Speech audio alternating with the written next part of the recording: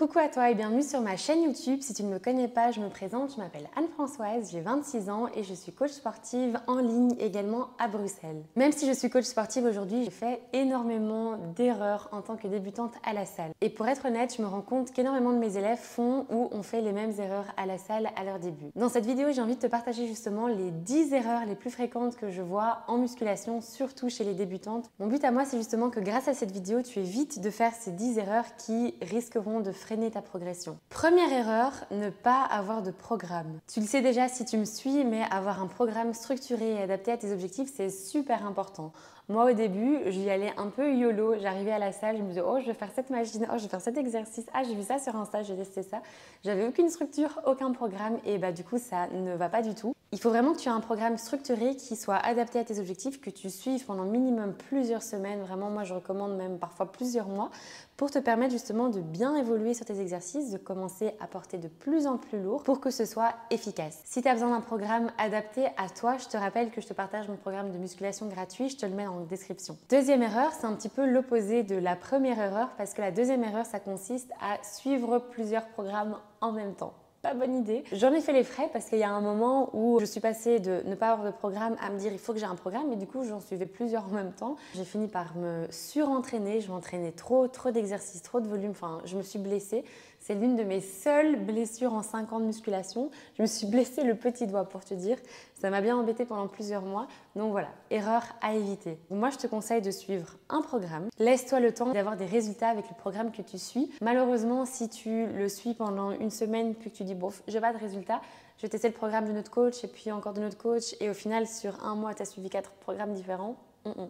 Ça va pas aller. Vraiment, il faut que tu restes focus sur un programme. Laisse le temps à ton corps justement d'avoir des résultats en suivant ce programme. Erreur numéro 3, ne pas faire attention à ta technique d'exécution. Je le répète tout le temps, tu le sais probablement si tu me suis, mais qualité avant quantité, c'est super important. Ne cherche pas à porter directement lourd à la salle, il faut vraiment maîtriser la base.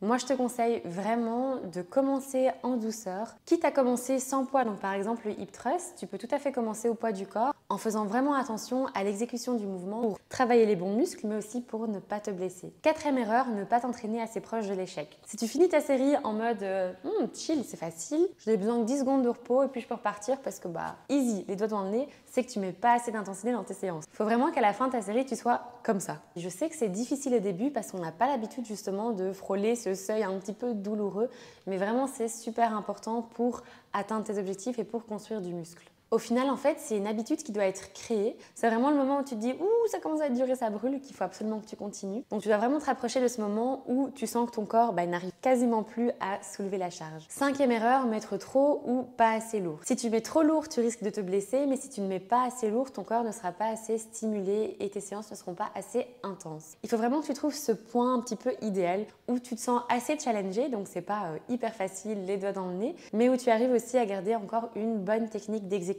Sixième erreur, ne faire que des exercices d'isolation. En tant que débutante, je t'avoue que moi j'étais très timide. J'arrivais à la salle, je courais vers les machines abduction, leg curl, etc.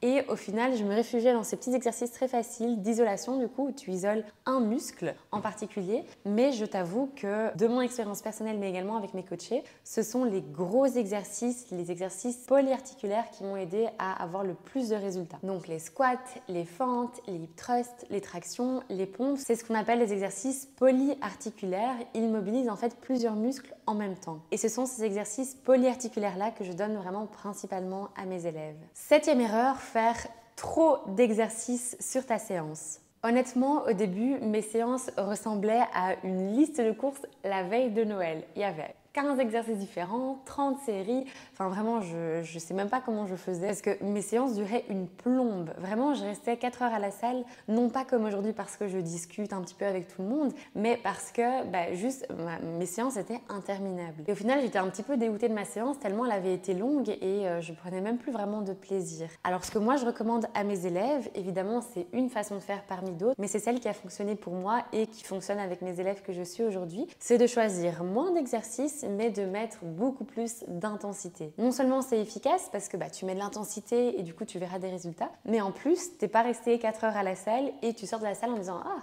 c'était dur mais j'ai hâte de revenir ». Huitième erreur, ne pas s'échauffer. Arriver à la salle et directement partir t'entraîner, c'est vraiment la recette miracle si tu as envie de te blesser. Il faut absolument que tu fasses un échauffement pour préparer ton corps justement à ta séance. Ma routine à moi et celle que je recommande, c'est 5 minutes de cardio léger, donc que ce soit tapis de course, vélo, escalier. Et ensuite, tu fais 5 à 10 minutes d'une routine d'échauffement et de mobilité. Si tu veux, dis-moi en commentaire et je t'en partagerai une sur YouTube. J'en ai déjà partagé quelques-unes sur Insta et sur TikTok si ça t'intéresse. D'ailleurs, je te mets mes liens si tu veux me suivre sur Insta et sur TikTok en description. Une fois que tu as fini ton échauffement, là, tu peux passer à ta séance. Erreur numéro 9, ne pas te reposer assez. Moi, au départ, j'avais cette idée de au plus tu t'entraînes, au plus tu auras de résultats. Alors que c'est pas du tout comme ça que ça marche, même si c'est un petit peu contre-intuitif. En fait, ton corps, pour progresser, pour avoir des résultats, pour construire du muscle, il doit se reposer. Si tu t'entraînes dur 7 jours sur 7, alors déjà, tu ne vas pas progresser parce que ton corps, il va juste être épuisé et en plus, tu risques de te blesser. Donc, les jours de repos, c'est vraiment aussi important que tes séances. Erreur numéro 10, ne pas écouter son corps. Petite anecdote, en 2019, c'était ma période où j'étais obsédée par les tractions. Donc voilà, je pensais traction, je mangeais traction, enfin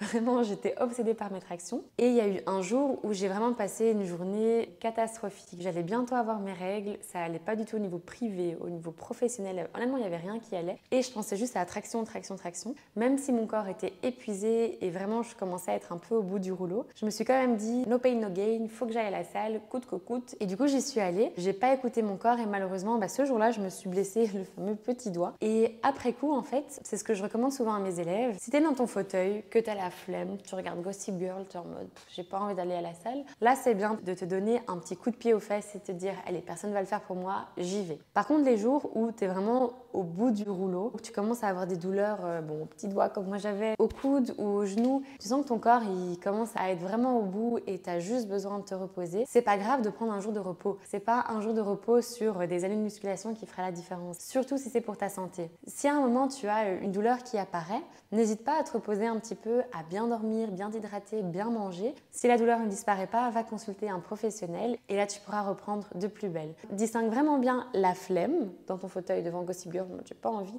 versus ton corps qui a vraiment besoin de repos. Voilà les fameuses 10 erreurs dont je voulais te parler. N'oublie pas que personne n'est parfait, tout le monde fait des erreurs, même moi en tant que coach et après 5 ans de muscu, il y a encore des moments où j'arrive juste pas à me rapprocher de l'échec, où j'ai des séances qui sont pourries, où j'ai du mal à suivre mes propres conseils. Donc je te rassure, vraiment, ça nous arrive à toutes de faire des erreurs, personne n'est parfait. Mon conseil, c'est vraiment que tu fasses au mieux pour toi et sois compréhensive avec toi. Les jours où ça ne va pas, par exemple les filles, je pense à nous quand on a nos règles ou les jours avant, c'est pas grave si on skip quelques jours à la salle ou si on s'entraîne moins lourd. Pas de stress. Rappelle-toi que si tu fais un petit pas chaque jour, dans 1 an, tu seras choqué de tes résultats et tu seras trop fier de toi.